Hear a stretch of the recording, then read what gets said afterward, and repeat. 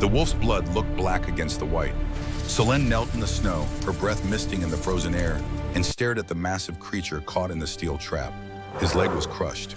Bone gleamed through matted fur. Those eyes clouded blind, staring at nothing should have been filled with rage. Instead, they tracked toward her voice with an intelligence that made her skin prickle. "Easy," she whispered, though she didn't know why. Wolves didn't understand words. But this one went perfectly still.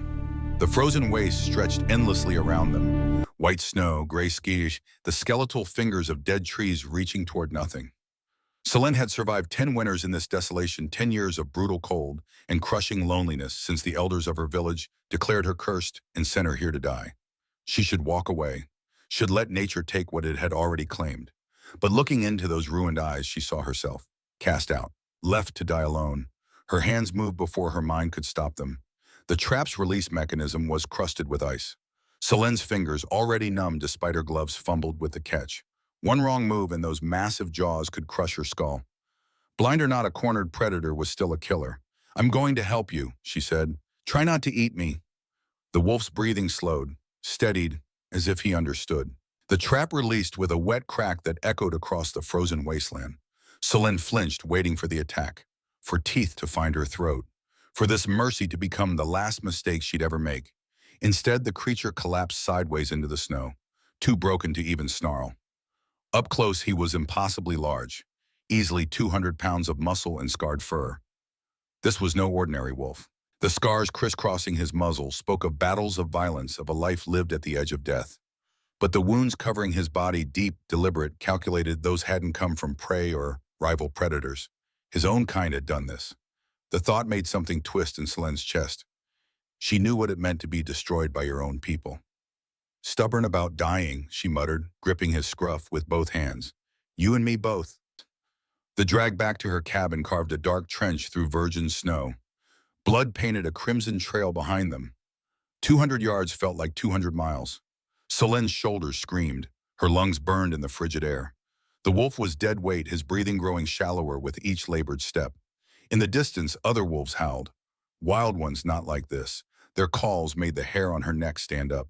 She pulled harder. The cabin appeared through the swirling snow like a promise. Small, barely more than a single room, but it was hers. 10 years of survival lived in those rough wooden walls. 10 years of learning to be alone. Selene barely managed to drag the wolf across the threshold before her legs gave out. She collapsed against the doorframe, gasping, her clothes soaked through with melted snow and blood that wasn't hers. The creature lay motionless on her floor. His chest rose and fell in shallow bursts. Too shallow. Rest could wait. Death wouldn't. The cabin was small. A stone hearth dominated one wall, its fire reduced to glowing embers. A narrow bed occupied the corner. Shelves lined with dried herbs and tinctures spoke of knowledge learned from a mother who'd died 18 years ago. Everything Selene owned fit in this single room. Now a dying wolf took up most of her floor space. She shoved her table against the wall and knelt beside him, hands hovering over matted fur. Where to even start the trap wound first? She could see bone through the mangled flesh of his hind leg. Working quickly, she packed the injury with yarrow and comfrey, her fingers steady despite the tremor in her chest. The wolf watched her through those milky eyes, tracking her movements by sound and scent. Waiting. "You're too calm," Selene muttered, wrapping the leg with strips torn from her spare blanket. "Injured animals fight. You should be fighting." He didn't. When she probed the wound's edges, testing for shattered bone, he only flinched.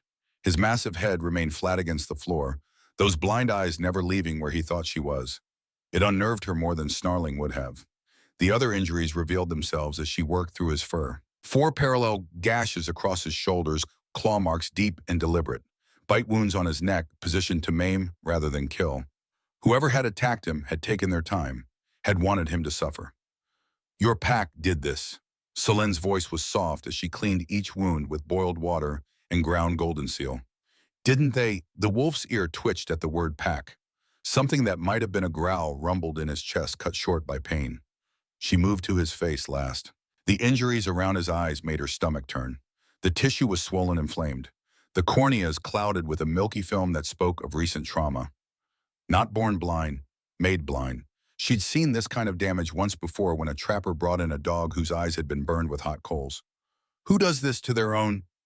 Her voice cracked. She pressed a cool compress against his ruined eyes. The wolf released a sound that was almost a sigh, almost relief. What did you do to deserve this? No answer. Just the crackling of the fire and the howling wind outside. The hours bled together. Selene worked by candlelight, her movements mechanical trained. She'd learned healing from her mother before the fire, before Ashford Ridge became ash and bone, before 18 years of nightmares. Those skills had kept her alive in the frozen wastes when nothing else could. Now they kept a monster alive on her floor. She talked while she worked. It was an old habit formed during long winters alone. The sound of her own voice was proof she still existed, that the silence hadn't swallowed her whole. I'm going to stitch this gash on your side now. She threaded her bone needle with sinew. It'll hurt, but you know about hurt, don't you? The wolf's breathing had changed, slower, deeper, synchronized with hers somehow. I had a dog once when I was small. The needle pierced skin and she felt him tense. His name was Copper, followed me everywhere, slept at the foot of my bed. Stitch, pull, knot. When the soldiers came, her hands stilled. When the fire started, she could still smell the smoke sometimes, could still hear her mother's whispered prayers in that root cellar while the world burned above them. I called for him, Selene continued, forcing her hands to move. Kept calling, even when my mother dragged me away. I never found out what happened to him. The wolf made a sound low in his throat. Not quite a whine. Stupid thing to remember, isn't it? My whole family burned and I'm still looking for a dog that's been dead 18 years. She tied off the stitch and started another. The village elders said I was cursed, that the fever that took my ability to bear children was punishment for something. The words came easier now, spilling out like poison she'd held too long. They didn't want me in the village anymore, so they sent me here, to die probably. Another stitch, another breath. But I'm very stubborn about dying. She worked down his flank, closing wounds, checking for infection. Her fingers were numb with cold and fatigue, but she couldn't stop. If she stopped, she'd have to think about what she'd done, about the insanity of bringing a predator into her home. You're probably wondering why I saved you. Selene sat back, wiping blood from her hands. Honestly, I'm wondering the same thing. Self-preservation isn't my strength, apparently. The wolf's tail moved, just a fraction, the smallest wag. She blinked. He did it again. Deliberate, conscious. You understand me. It wasn't a question. Selene leaned closer, studying that massive head, the intelligence in those blind eyes. This creature had lived a long, violent life. The scars beneath his fur told stories she couldn't read. Well, she whispered, you're safe now, for whatever that's worth. She fetched her heaviest blanket and draped it over him, built up the fire until the cabin glowed with warmth. The wolf's breathing had evened out, his body finally relaxing into sleep, or unconsciousness. Selene should sleep too, but she couldn't bring herself to turn her back on him. Instead, she curled up against the wall knife within reach and watched the rise and fall of his chest. Outside, wind screamed through the frozen wastes. Snow piled against the door. Inside, for the first time in 10 years, Selene wasn't alone. The wolf's breathing synchronized with hers. In, out, in, out. Two broken things keeping each other alive through the darkness. Selene woke to the sound of labored breathing. Human breathing. She sat up too fast, her hand reaching for the knife she'd kept beside her for 3 nights. The wolf was gone. In its place, sprawled across her cabin floor, was a man. Not just any man. He was massive. Easily 7 feet of corded muscle and scarred flesh. His skin bore the same wounds she'd spent days tending. Dark hair fell past his shoulders, matted with dried blood. His face was all sharp angles and brutal beauty, marred by scars that ran from his forehead down across both eyes. Those eyes, still clouded, still blind, stared unseeing at her ceiling. Selene pressed herself against the wall, knife trembling in her grip. What are you? The man's head turned toward her voice. When he spoke, his words came rough, unpracticed, as if he hadn't used human speech in weeks. Alive!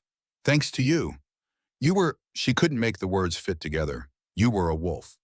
Lycan. He tried to sit up, failed, fell back with a grunt of pain. The shift accelerates healing, but I was too weak until now. Shapeshifters were myths, stories to frighten children.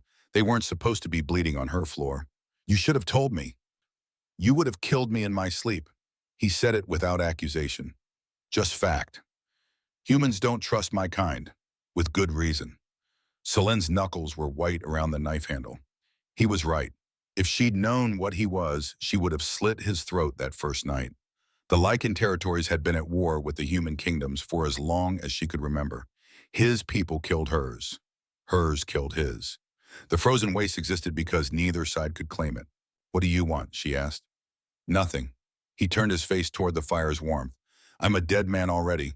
My own general made sure of that. I just needed time to heal enough to shift, to die human instead of animal." "You're not dying," the word surprised her. "I didn't drag you through a blizzard just to watch you give up." Something that might have been a smile crossed his face. "Stubborn about dying, you said that before." He'd been listening. All those hours she'd talked to him thinking he was just a wounded beast. He'd understood every word. Heat crept up her neck. What had she told him about Copper? About her exile? About "I won't hurt you," he said quietly. "I know that doesn't mean much coming from me, but it's true. You saved my life when you had every reason not to. I won't repay that with violence." Outside, the wind picked up, rattling the shutters, another storm rolling in. Even if she wanted to throw him out, the weather would kill him before he made it 50 yards. And despite everything, the lies, the fear, the wrongness of harboring an enemy, she'd spent 3 days keeping him alive. That had to mean something. "What's your name?" she asked. He hesitated. "KL." It felt like a lie, or at least not the whole truth, but Selene had her own secrets.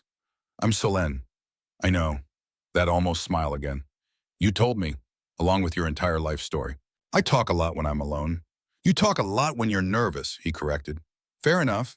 Kale shifted, trying to find a more comfortable position. His hand swept out, searching for something to brace against, and found only air. The frustration on his face was raw, unguarded. "I can't see anything," he said. "Just shapes, light and dark."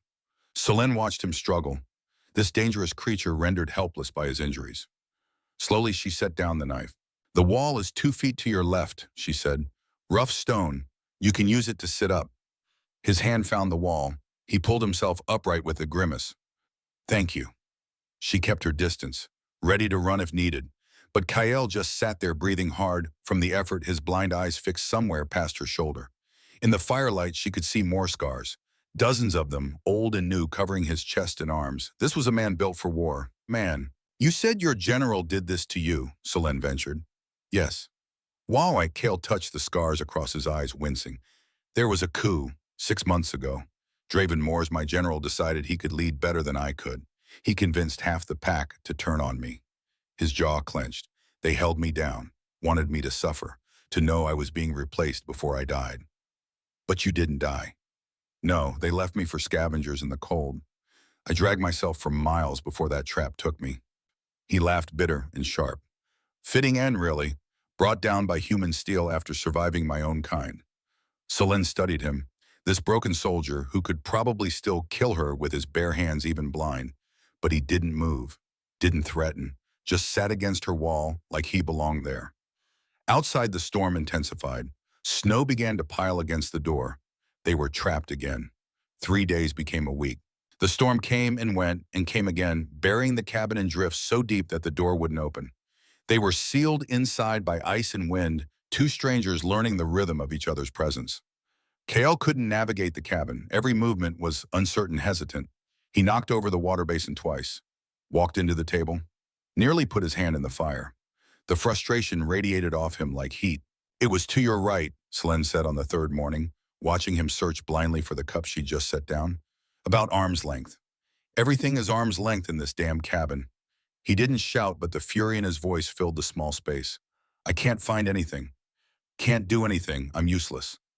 Selene set down her mortar and pestle. In the weeks since his shift, she'd watched him struggle against his new limitations like a caged animal. He was a man built for action, for control. Blindness had stripped both away. "You're healing," she said. "That's not useless. I should be able to fetch my own water without destroying your things." "Then let me teach you." He turned toward her, voice, those clouded eyes finding her general direction. "Teach me what? How to be helpless. How to navigate without sight." She crossed to him, careful to make noise so he'd track her approach. "You're trying to move like you did before. That won't work. You need a new map." Kale's shoulders remained tense, but he didn't argue. Selene took his hand, calloused, massive, capable of terrible violence, and guided it to the wall beside the hearth. "This is your starting point," she said, "rough stone. Always warm from the fire. From here, it's 5 steps to the table. Try it." He pulled his hand back. I don't need count them. Something in her tone made him obey. He moved carefully, hand outstretched, and his fingers found the table's edge on the fifth step. A small victory. But Selene saw his expression shift. Less rage, more focus. Good. Now from the table to the door is 8 steps. But there's a chair in the way at step 4. You'll feel it with your shin if you're not careful. You could just move the chair. I could, but the world won't rearrange itself for you. She softened the words with a slight smile he couldn't see. Better to learn the obstacles. They spent the morning mapping the cabin, table to door to bed to shelves. Kale stumbled often, cracked his knee on the chair, nearly put his hand in the fire. But slowly, grudgingly, he began to build a picture in his mind. Selene watched him count steps under his breath, saw his head tilt to catch sounds she'd never noticed. The creak of floorboards near the hearth, the draft from the poorly sealed window. The kettle, she said, setting it over the fire. Listen. Kale went still, head cocked. At first there was only silence, then a faint rumble as the water began to heat. The rumble became a rattle. The rattle became a whistle. I hear it, he said, and there was something like wonder in his voice. That's how you know when it's ready. Everything makes sound if you pay attention. By afternoon, he could navigate the cabin's perimeter without guidance. Not gracefully, he still moved like a man expecting his sight to return any moment, but competently. When he successfully retrieved his own water and returned to the table without incident, Selene caught the ghost of satisfaction on his face. Better, she asked. Less helpless, he admitted. They fell into a routine after that. Mornings, Selene tended her stores and prepared meals while Kael practiced his movements, reinforcing his mental map. Afternoons, they talked. At first, the conversations were stilted. Careful, but isolation had made them both hungry for company, and words came easier each day. Tell me about your pack, Selene said one afternoon, stitching a tear in her cloak, while Kael sat at the table, hands wrapped around a mug of tea. His expression shuddered. Not much to tell. You fought together. That's something. He was quiet for a long moment. We did. For years, I trusted them with my life. They trusted me with theirs. His fingers traced the mug's rim. Or so I thought. What changed power? He turned the mug in his hands, tracking its warmth. It always comes down to power. Draven decided he could lead better than I could. Maybe he was right. Maybe I'd made too many enemies. Spilled too much blood. Selene pulled her thread through fabric. Not all of them turned on you, or you'd be dead. The ones who stayed loyal died defending me. He touched the scars across his eyes. I heard them fall. Before I couldn't hear anything but my own screaming. The rawness in his voice made her chest ache. I'm sorry. Don't be. I made choices that earned me enemies. Draven just capitalized on them. Kael took a long drink of tea. What about you? You said you were exiled. What did you do to deserve that? Got sick. The words came out flat. There was a fever that went through Ashford Ridge, my village. Most people recovered. I didn't. Not completely. She tied off her thread with more force than necessary. It left me barren. The elders said I was cursed, that keeping me would bring bad fortune to what was left of the village. Superstitious fools. Maybe, but they weren't wrong about the curse. Selene set down her cloak. Everyone I've ever loved has died or left me. Maybe I do bring bad fortune. Kael's hand moved across the table, searching. His fingers found hers and squeezed gently. You brought me fortune. I should be dead in a frozen ditch. Instead, I'm drinking tea in a warm cabin. Selene stared at their joined hands. His were massive, scarred, capable of terrible violence. But his touch was careful, almost reverent. That's a low bar for fortune, she said softly. When you've been where I've been, any bar above ground is high enough. The days blurred together after that. Selene taught Kael the sound of wind through the shutters that meant a storm was coming. The smell of the stew when it was ready. The number of logs needed to keep the fire burning through the night. He taught her things too, though he didn't realize it. How to read tension in someone's shoulders. How to move silently. How to find humor in dark places. He told her stories of battles fought in distant lands, of brotherhood and betrayal, always painting himself as a minor player, just another soldier following orders. Selene suspected he was editing heavily, but she didn't press. They both had secrets. That's what kept them safe. One evening as snow fell, thick outside, Kate successfully made it from the bed to the table and back without a single misstep. Selene applauded and he actually laughed. A real laugh, rough from disuse but genuine. I'm a trained warrior who just celebrated walking across a room, he said. How far I've fallen. You're a man learning to live differently. That's not falling, that's adapting. He turned toward her voice, and for a moment she wondered what he saw in his mind's eye when he heard her speak. You're patient with me, more than I deserve. Everyone deserves patience when they're learning. Not everyone. His hand lifted, hovering in the space between them, as if he wanted to reach for her, but didn't trust himself. Some of us have done things that he stopped himself. Never mind. But Selene heard what he didn't say, the guilt beneath his words. Whatever he'd been before the coup, whatever he'd done, it haunted him. She understood that. Her own ghost kept her company most nights. Kale. Yes. I'm glad you're here. Even with the broken basin and the burned stew, all of it. I'm glad. In the firelight, his expression softened into something almost vulnerable. So am I. The walls between them, built of caution and fear and self-preservation, crumbled a little more. Outside, the frozen waste sang its endless song. Inside, two exiles learned the rhythm of each other's presence, neither knowing that the foundation they were building would soon be tested by truths neither could escape. The nightmare came as it always did. Fire, screaming, the smell of burning flesh. Selene woke gasping, disoriented, her heart hammering against her ribs.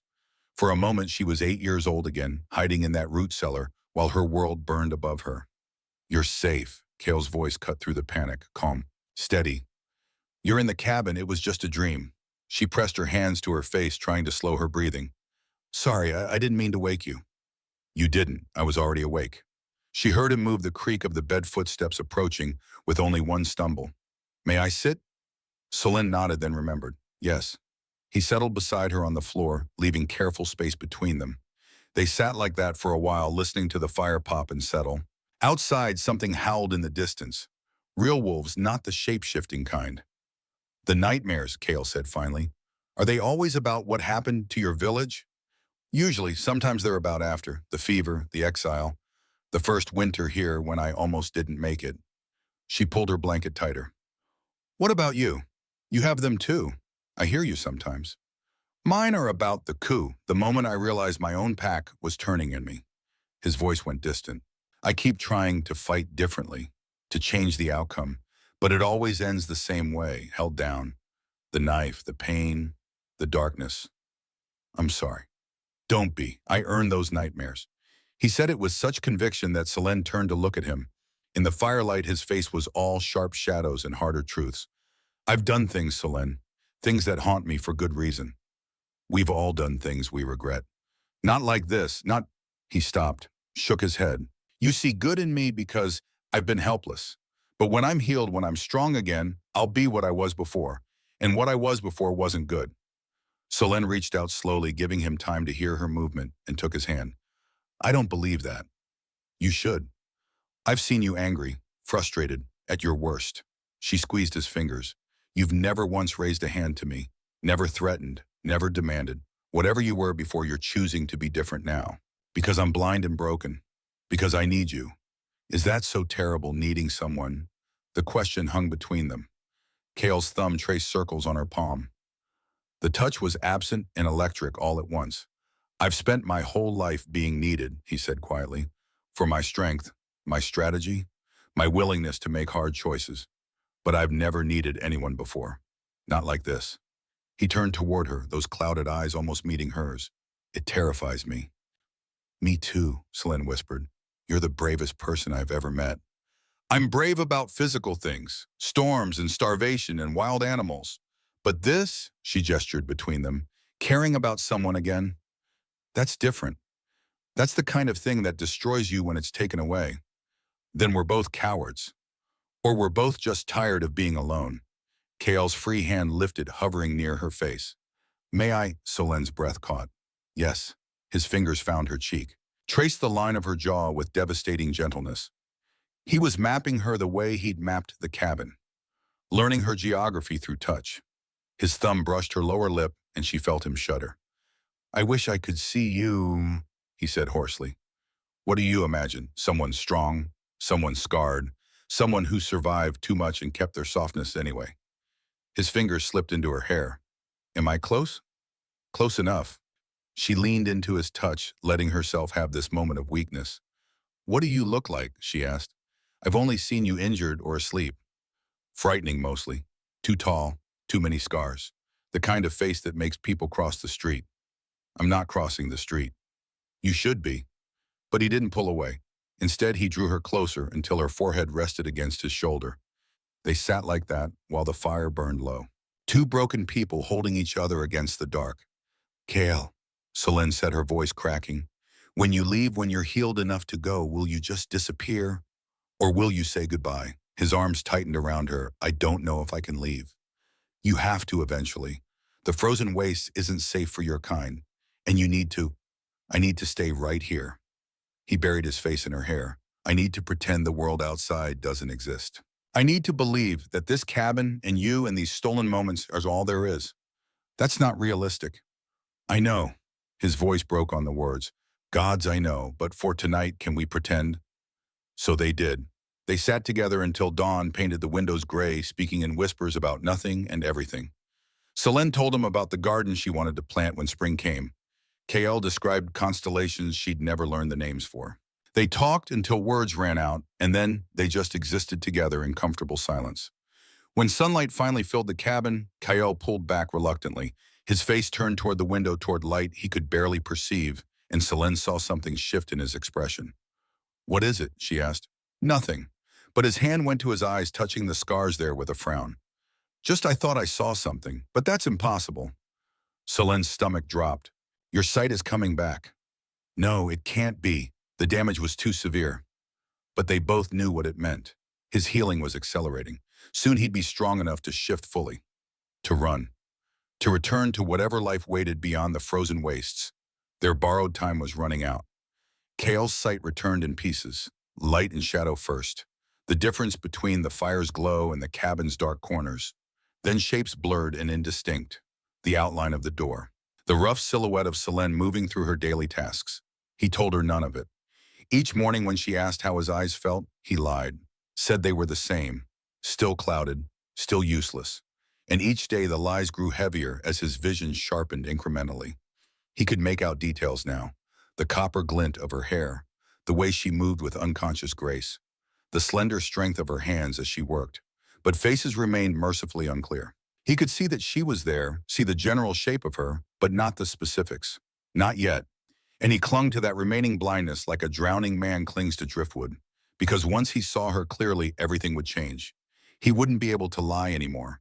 Wouldn't be able to pretend he didn't see the trust in her eyes when she looked at him. The trust he didn't deserve. 2 weeks after the shift, Kael caught a falling cup before it hit the ground, pure reflex impossible for a blind man. Selene was at the hearth, her back turned. She didn't see. But he saw the near miss in perfect clarity, saw his own hand scarred and steady holding the wooden cup. The guilt was a living thing in his chest. He was lying to her, every touch, every moment, every time she guided his hand or described something he could already see. All of it built on deception. But the alternative, telling her the truth, watching her face change when she realized he'd been pretending, was unbearable. So Kael made his choice.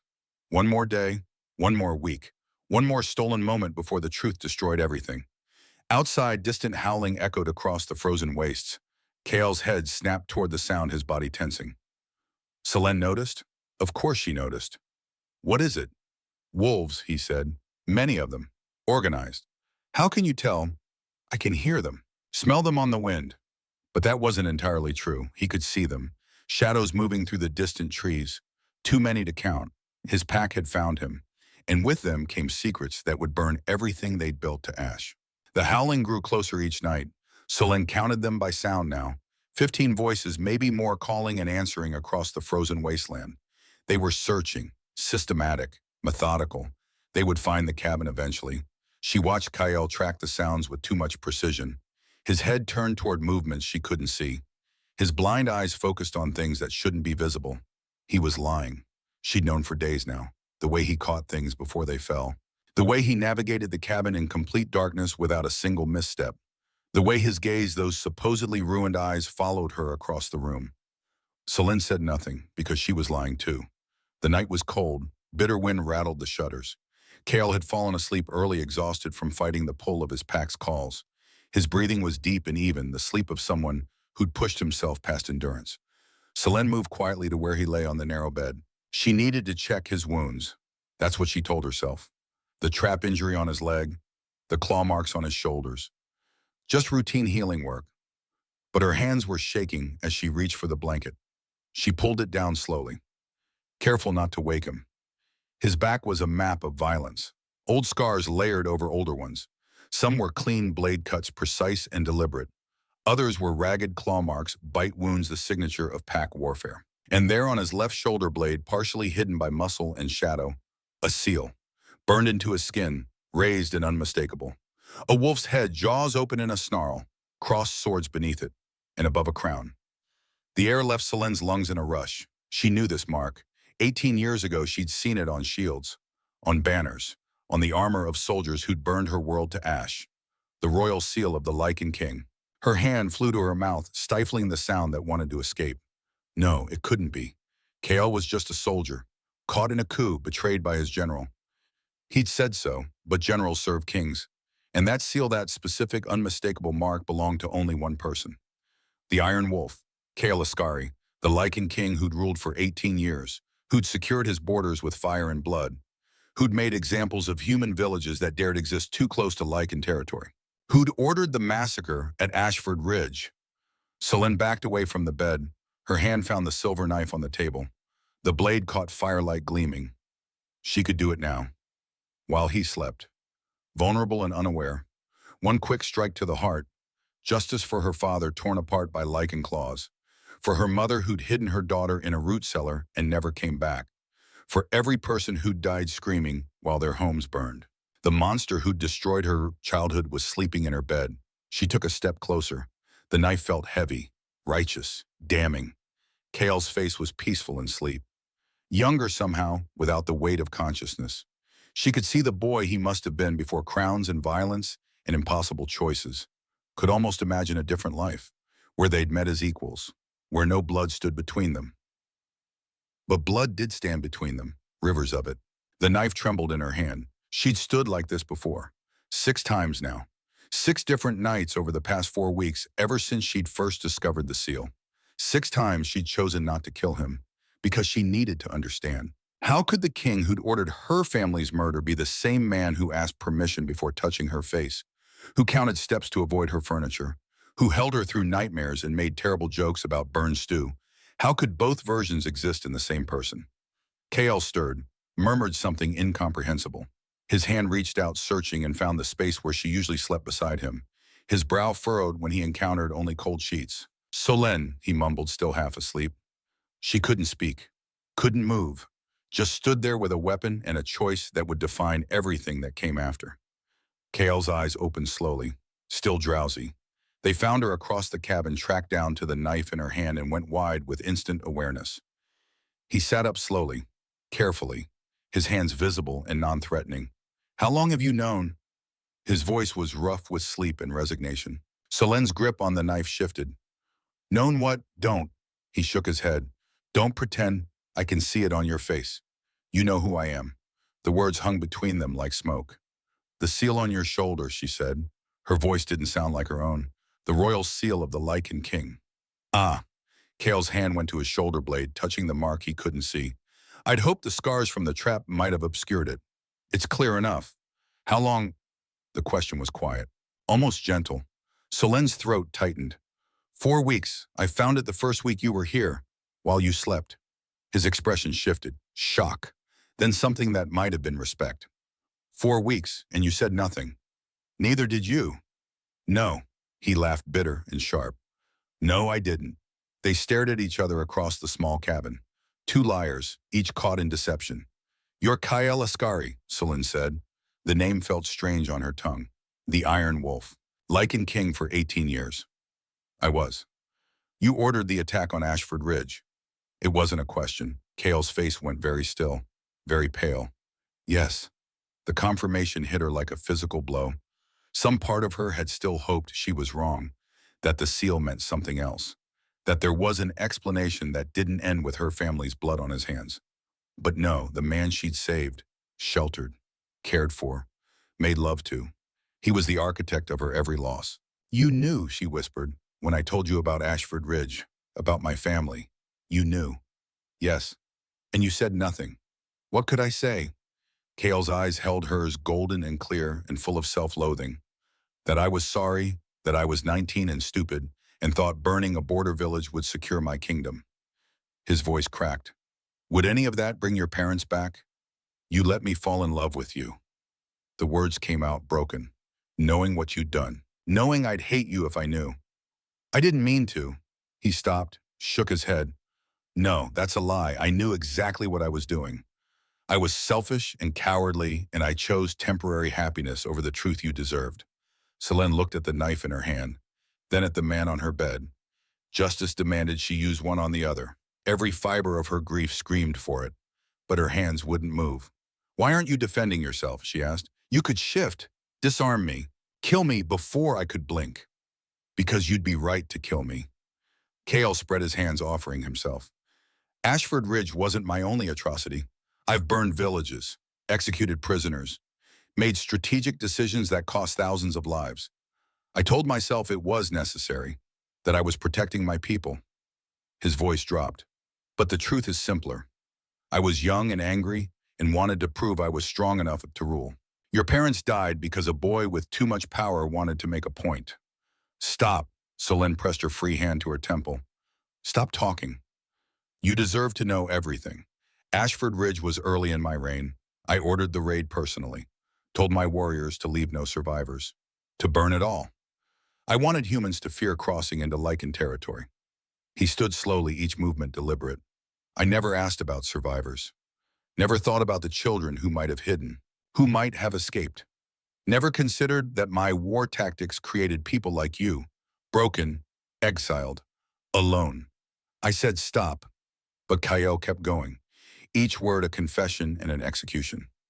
When you told me your story, I recognized the details immediately.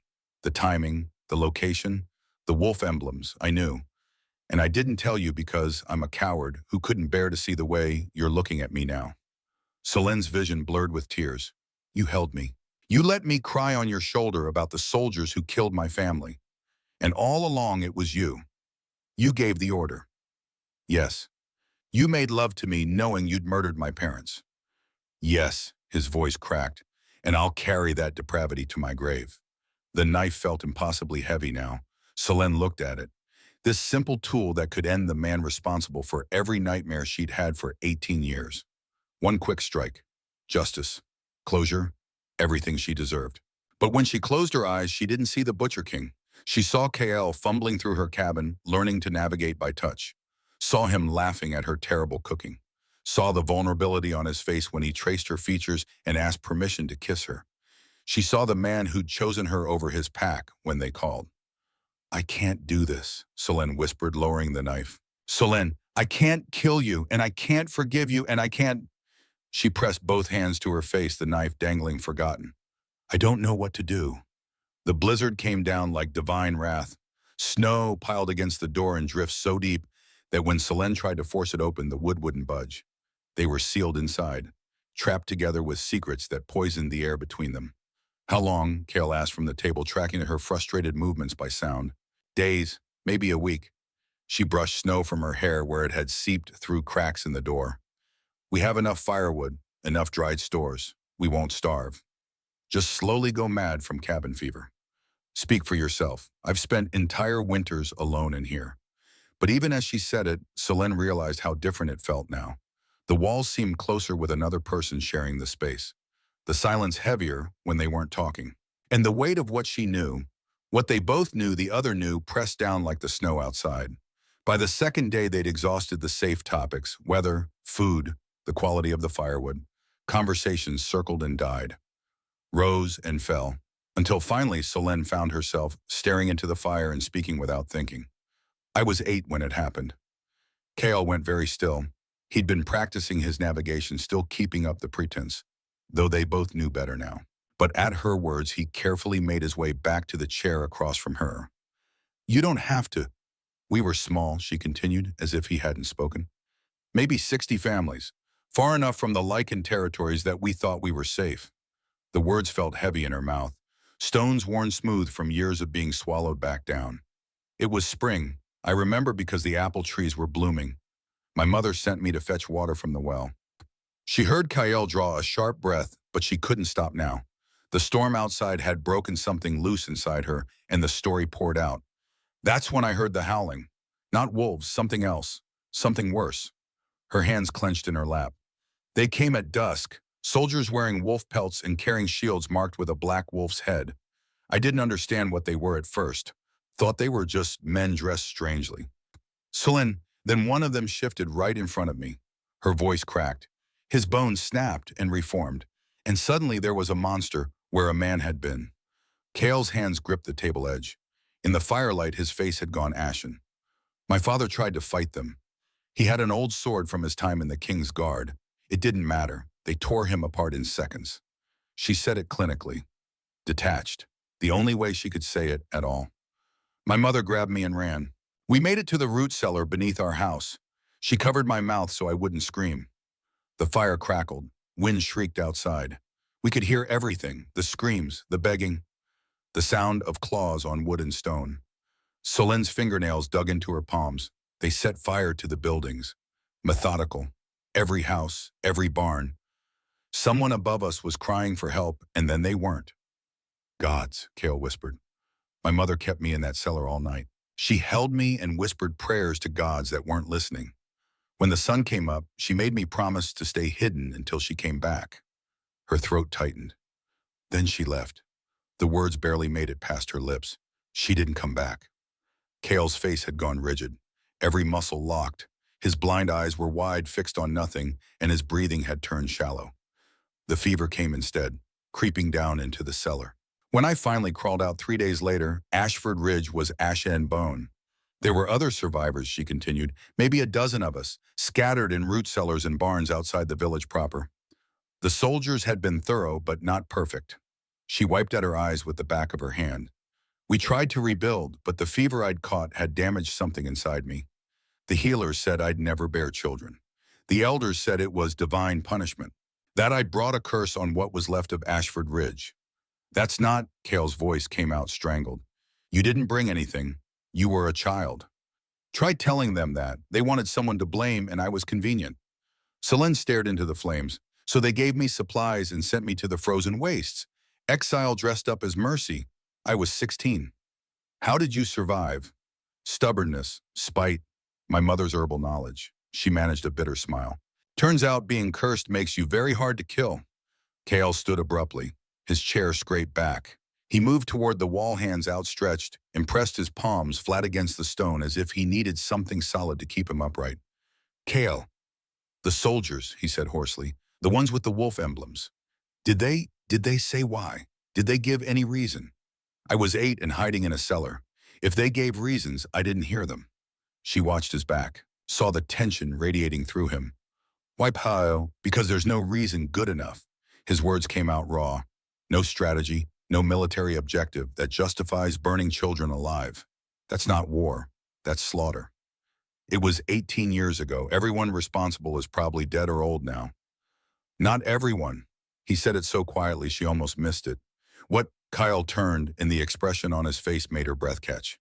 It was anguish, pure and devastating. Selene the first. He stopped. His mouth opened and closed.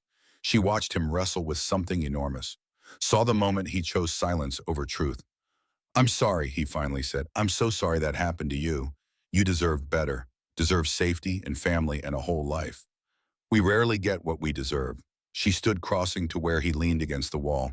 But I survived. That counts for something. His hand lifted, hovering in the space between them, as if he wanted to reach for her, but didn't trust himself. You're extraordinary. You know that most people would have let that much loss turn them cruel. You saved a dying wolf instead. Maybe I'm just slow to learn. But she took his hand, guided it to her shoulder. His touch was feather-light, trembling. If I'd known you then, Kale said, his voice barely audible above the storm. If I could have stopped what happened, you were probably fighting your own battles 18 years ago.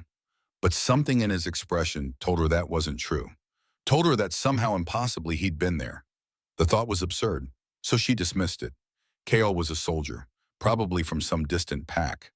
The raid on Ashford Ridge had nothing to do with him, except it had everything to do with him, and they both knew it. He pulled his hand back as if her touch burned. You should rest. The storm will break eventually. Kyle, please. He moved past her with new urgency, finding his way to the bed with only one stumble. I need to think. Selene watched him curl onto his side facing the wall. She'd shared her deepest wound with him, and somehow it had opened one of his own. She wanted to ask what he was thinking. What had put that devastation on his face? But the set of his shoulders warned her away. She settled by the fire instead, wrapping herself in blankets. The storm raged on, shaking the cabin's bones. And in the darkness, Kyle lay awake, knowing that the woman who'd saved his life, who'd shown him more kindness than he deserved, was the last survivor of a massacre he had ordered. The howling started again on the fifth night, closer this time, so close that Solène could hear individual voices in the chorus. She woke to find Kale standing at the window, his whole body tense, coiled. They're here, he said. How many? 15, maybe more. His hands curled into fists. Draven brought the entire hunting party. Selene joined him at the window. Through the swirling snow, she could see shadows moving between the trees, massive forms that were too large to be natural wolves. What do they want? Me, dead or alive, but preferably dead. Kale's jaw clenched. And anyone who helped me. The implications settled between them like stones. They know I'm here. They can smell me all over this cabin. All over you. His voice was rough. If they find us together, they'll know you sheltered me. That makes you a traitor to your own kind in their eyes. I don't care what they'll kill you, Solène, slowly, to make an example. Outside, the wolves circled closer. Organized, methodical, and at the center of the pack, one wolf stood larger than the others. Even from a distance, even through the snow, Solène could see the intelligence in its eyes, the calculated precision of its movements. That's Draven, Kale said. Unnecessarily. The massive gray wolf stopped at the edge of the clearing. Its head turned toward the cabin. For a long moment, nothing moved. Then it threw back its head and howled. Not a hunting call, a summons. Kale's whole body trembled. Don't, Solène said. Don't answer. I'm not shifting. His voice was strained. But gods, it's hard not to. An alpha's call's almost impossible to resist. She watched him fight it, watched his hands shake, watched claws emerge from his fingertips and then retract. The pull of the pack was a physical thing trying to tear him from her side. But you are resisting, she said. That has to mean something. It means I'm a traitor. He turned from the window, and his eyes, those eyes that could see perfectly, now met hers with painful clarity. To my kind. To my pack, to everything I was supposed to be. What about what you choose to be? Choosing you over them might kill us both. The wolves didn't attack that night. They circled the cabin twice, their massive forms casting shadows across the snow, then retreated into the forest as dawn approached. Solène and Kyle spent those hours in tense silence, armed, waiting. When the sun finally rose and the wolves were gone, Kyle collapsed onto the bed, exhausted from fighting his instinct to answer Draven's call. Selene watched him fall into fitful sleep, his body still trembling with suppressed energy. She should sleep too, should take advantage of the temporary safety.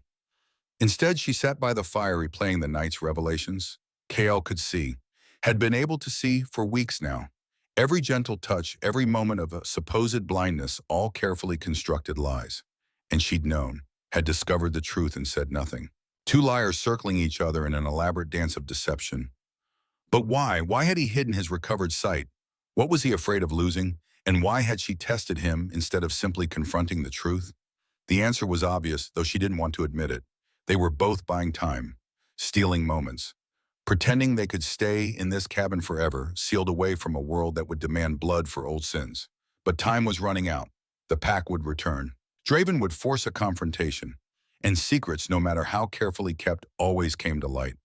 The confrontation came 3 days later. Selene was outside checking the perimeter.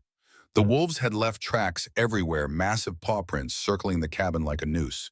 She was studying them, trying to determine how many different animals when Kyle appeared in the doorway. You can see me, she said. Not a question, a statement. He froze.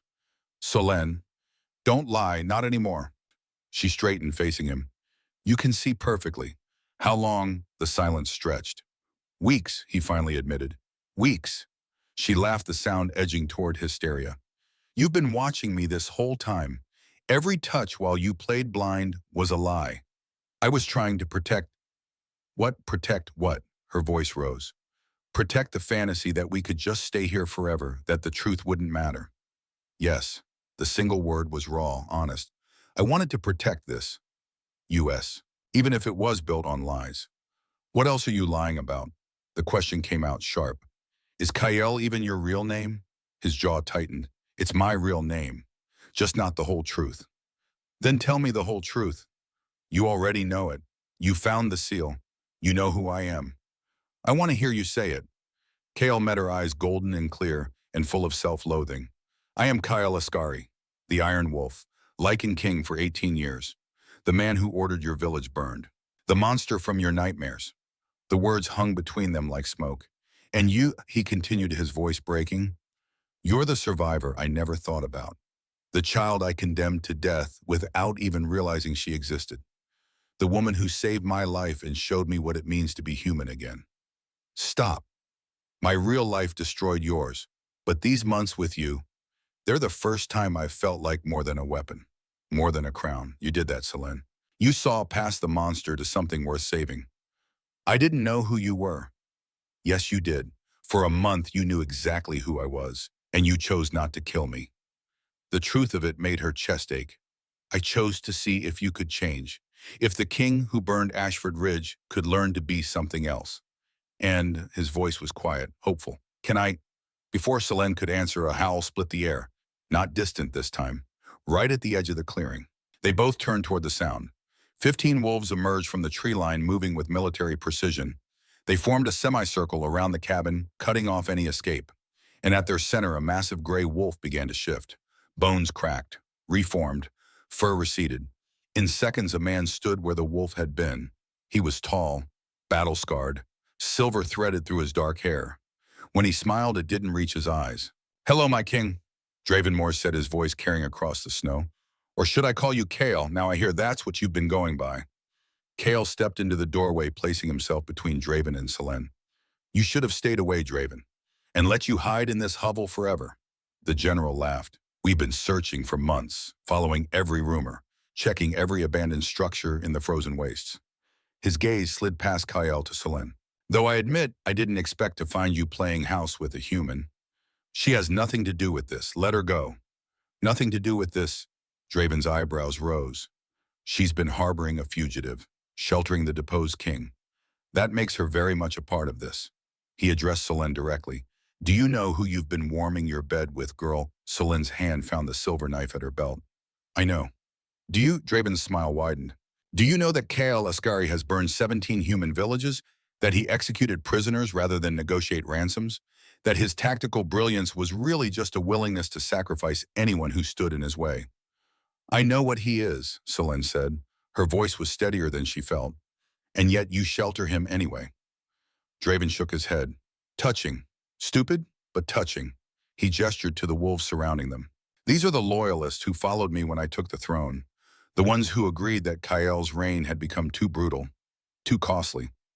We offered him a clean death, a warrior's end. His eyes hardened, but he ran like a coward. You blinded him, Selene spat, tortured him.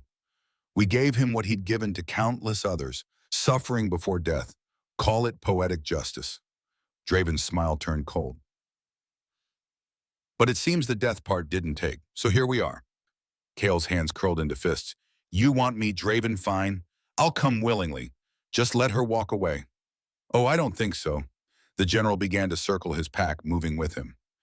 You see, we have a problem. You've been here for months playing the wounded soldier, seducing this poor girl. And now she knows our secrets. Knows the Lycan king still lives. He stopped, eyes glittering. That makes her a liability. Selene felt ice slide down her spine. I won't tell anyone. Your word means nothing human. Draven's voice dripped false sympathy. But I'll make you an offer anyway. A kindness, really, considering what you've done. He pointed at Kale. This man, this king destroyed your village. I can see it in your face, the way you look at him. You know what he took from you. How do you? We've been watching for days, listening. Draven's voice was silk over steel. Your story about Ashford Ridge was quite moving. He let the words settle. So here's my offer. Watch him die justice for your murdered family and we'll let you live. Fuse, and you die with him. The pack circled tighter. 15 wolves against 2 humans. Choose quickly. Selene's mind raced. She could accept. Could watch Kale, the Butcher King who destroyed her world, die at the hands of his own kind. It would be justice. It would be right. But when she looked at him, standing in the doorway with his shoulders squared and his eyes fixed on Draven, she didn't see the king who'd ordered atrocities. She saw the man who'd learned to navigate her cabin by counting steps, who'd held her through nightmares, who'd chosen her over his pack when the Alpha called. No, she said. Draven's expression hardened. Foolish girl. I said no. Selene stepped up beside Kale's silver knife raised. If you want him, you go through me. For the first time, Kale looked at her with his fully restored sight, really looked at her, taking in every detail in the fading light. She saw recognition flash across his face. He was finally seeing what he'd only touched and imagined. And with that sight came the full weight of her heartbreak, the betrayal that lived in her eyes even as she stood to defend him. Selene, don't, he said hoarsely. I'm not worth this. Probably not, she met Draven's cold gaze. But it's my choice. The general's smile turned feral. As you wish. The attack came in a rush of fur and fangs. Wolves leaped from all sides and the clearing erupted into violence and blood. The first wolf came low jaws aimed for Solene's throat. Kale shifted mid-motion. His human form exploded into something massive and black, all muscle and fury and lethal grace. He met the attacker head-on, his jaws closing around a gray-furred throat. Blood sprayed across white snow. The wolf went limp, dead before it hit the ground. Selene had seen Kale gentle, patient, learning to count steps and navigate her small cabin with careful hands. This was different. This was what he'd been before, what he'd always been beneath the tenderness. A weapon forged in violence. 3 more wolves rushed him at once. He took them apart with brutal efficiency. Claws raked across ribs. Teeth found vulnerable necks. Every movement was precise, calculated. The product of decades spent surviving pack warfare. Selene slashed with her silver knife, catching a rust-colored wolf across the muzzle. It yelped and retreated, but 3 more took its place. She backed toward the cabin blade flashing. Her arms burned. Her lungs screamed in the frigid air. These weren't wild animals. They were soldiers, trained, coordinated, and she was just one human with a knife. A black wolf lunged for her exposed side. She turned too slow, knowing the jaws would find her. Kale intercepted. His massive form crashed into the attacker, sending both wolves tumbling through the snow. They rolled a blur of fur and snapping teeth. When they separated, the black wolf's throat was torn open. But Kale had left himself vulnerable. A gray wolf, scarred vicious, latched onto his hind leg, the same leg the trap had nearly destroyed. Kale roared, the sound echoing across the frozen wasteland, and twisted to snap at his attacker. Another wolf used the opening to rake claws across his shoulders. Blood matted his dark fur. He was protecting her.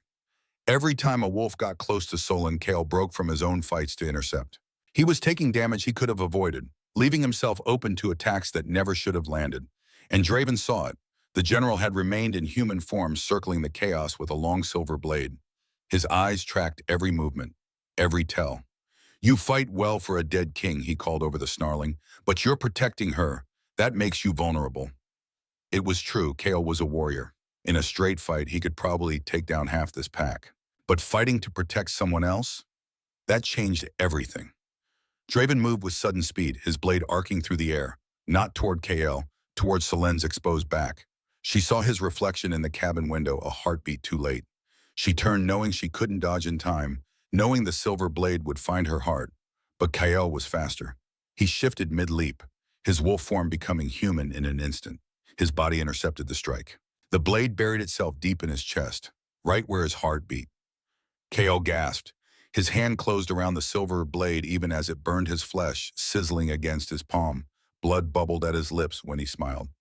Bad form, General, going for the human when you wanted me. Draven tried to pull the blade free, but Kale held it fast. His other hand shot out, grabbing the general by the throat. Let go, you fool. The silver is killing you. I know. Kale's grip tightened. But I'm taking you with me. The other wolves froze uncertain. Their alpha was being choked by a dying king, and none knew whether to attack or retreat. Selene dropped her knife and rushed to Kale's side as his legs buckled. She caught him as he fell, the silver blade sliding free with a wet, terrible sound. Draven stumbled back, gasping for air. Finish them both, he commanded his pack, his voice ragged. The wolves closed in, a ring of fangs and death. Selene held Kale's body, her hands pressing uselessly against the wound. Blood poured between her fingers. So much blood. Silver poisoning spread from the injury like black lightning. Dark veins crawled across his chest up his neck toward his heart. He had minutes, maybe less. Solène, Kale's voice was barely a whisper. His eyes, those golden eyes that could finally see her clearly, found hers. I'm sorry for everything. For Ashford Ridge, for lying, for... Save it. Her voice cracked. You're not dying. I won't let you. Not your choice. He reached up with a shaking hand, touched her face. His fingers left streaks of blood on her cheek. But thank you for trying to save me. Again. The wolves were 3 feet away now, 2 feet. Solène closed her eyes, holding the man who'd destroyed her life and somehow become her whole world. This was how it ended, in blood and snow and bitter justice. Then a new howl split the air, deeper, older, carrying an authority that made every wolf freeze mid-step. From the forest emerged a white wolf, ancient and massive, flanked by a dozen others bearing scars that spoke of countless battles. These weren't young soldiers. These were veterans, survivors, elders.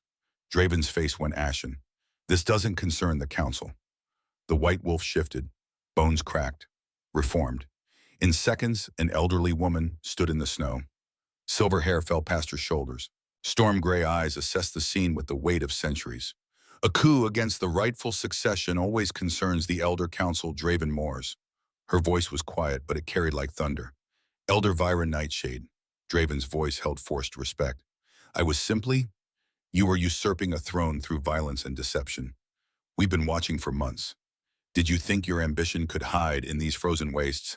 The council wolves surrounded Draven's pack. Outnumbered now, outmatched.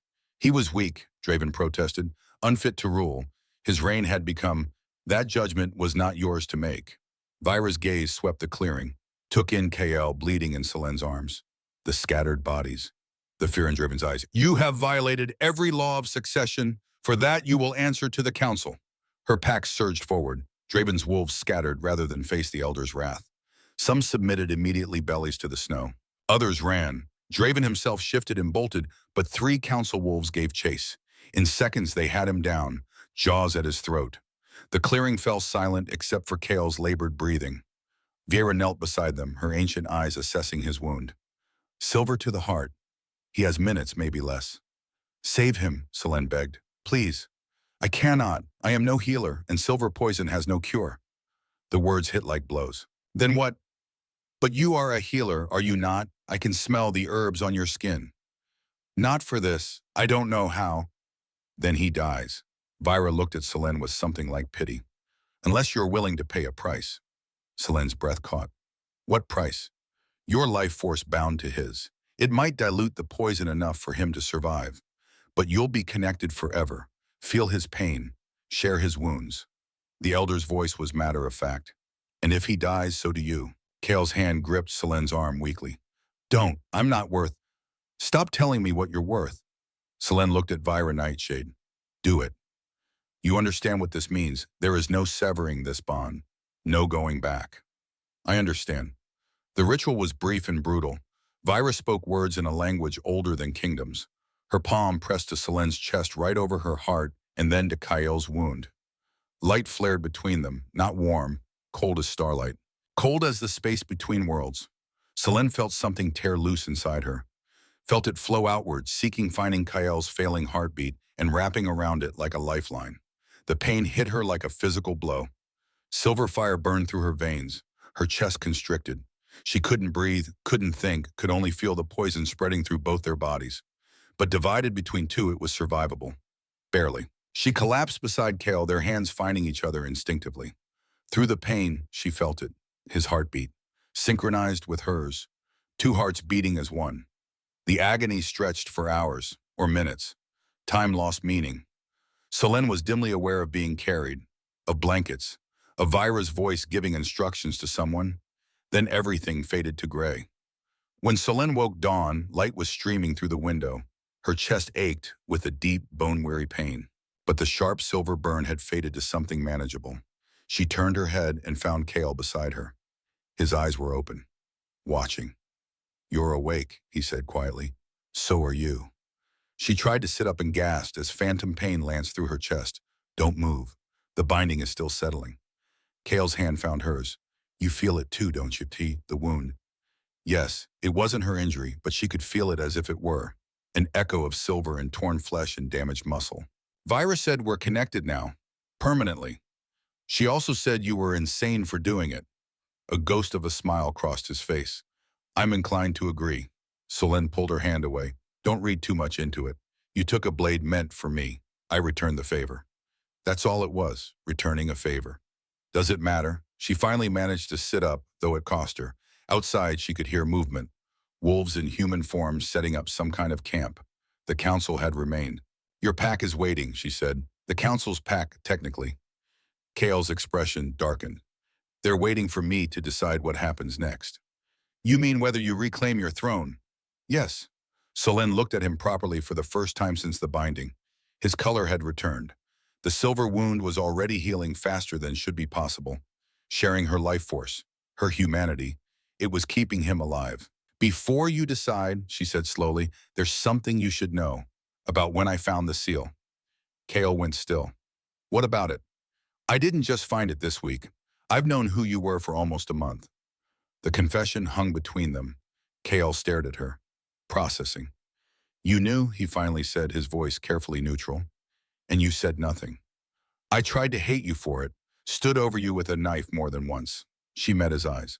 But I couldn't reconcile the man who destroyed Ashford Ridge with the man who counted steps to avoid my furniture, who asked permission before touching me, who chose me over his pack. So what was this past month? Some kind of test?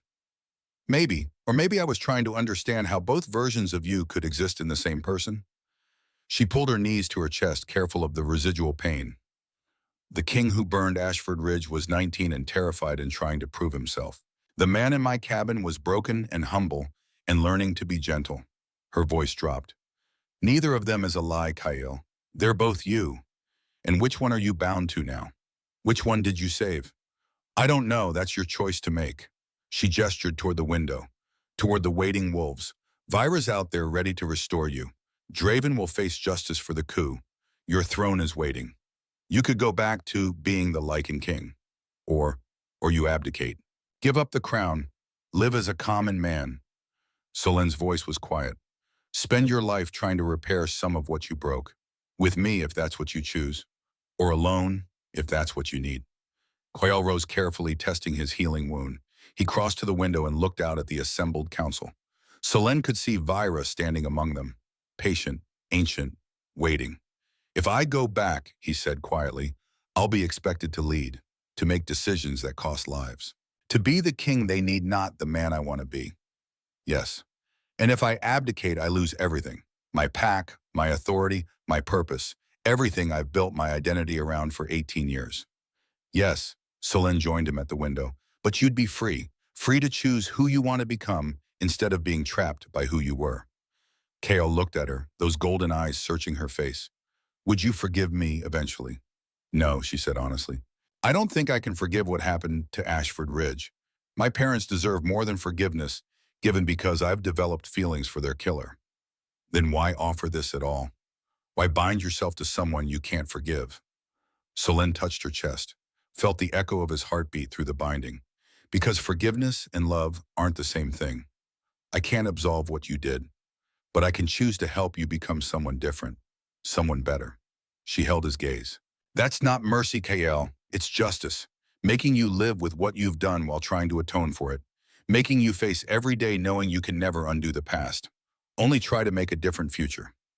That's a cruel kind of justice. It's the only kind I have to offer. She stepped back. So choose. The crown and everything it represents. Or abdication and a life spent trying to earn something you'll never fully deserve. Both paths are hard. I won't tell you which one to take. There was a knock at the door. 3 solid strikes that echoed through the cabin. Vira Nightshade had come for his answer. Kale turned back to the window one last time, looking at the wolves, the waiting pack, the throne that could be his again with a single word, Then he looked at Solène, at the woman who'd saved a dying wolf, who'd discovered he was the monster from her nightmares and chose to test him instead of kill him, who'd stood beside him when she could have chosen vengeance. If I choose abdication, he asked, will you teach me how to be just a man, how to build something instead of destroy? I'll try, but I can't promise it won't be hard. Can't promise we won't break each other worse than we already are. I know. He took a shaking breath. but I've spent my whole life breaking things. Maybe it's time I learned to build. Kale opened the door. Vira Nightshade stood on the threshold, her ancient eyes knowing. Elder Kale said formally, I invoke the right of abdication. I renounce my crown, my title, and my claim to rule. Let the council appoint another. Vira's expression didn't change, but Solène caught the flash of approval in her eyes. You understand what this means. You'll be cast out from the pack, stripped of rank and privilege. You'll live as a common wolf without protection or status. I understand. And where will you go? Kale glanced back at Solène. Wherever she'll have me, for however long she'll tolerate me. The elder looked between them, seeing the binding that tied them, the complicated tangle of history and hurt, and something that might eventually become healing. So be it. Vera placed her hand over Kale's heart, right where the silver blade had pierced. By the authority of the Elder Council, I strip you of your crown. You are no longer king. You are Kale, unbonded and unclaimed. May you find the redemption you seek. Light flared one more time. Solène felt something shift through the binding, a loosening as if chains she hadn't known existed had fallen away. Kale stumbled. She caught him, steadying him. It's done, he whispered. Yes. Vira nodded once and turned back to her pack.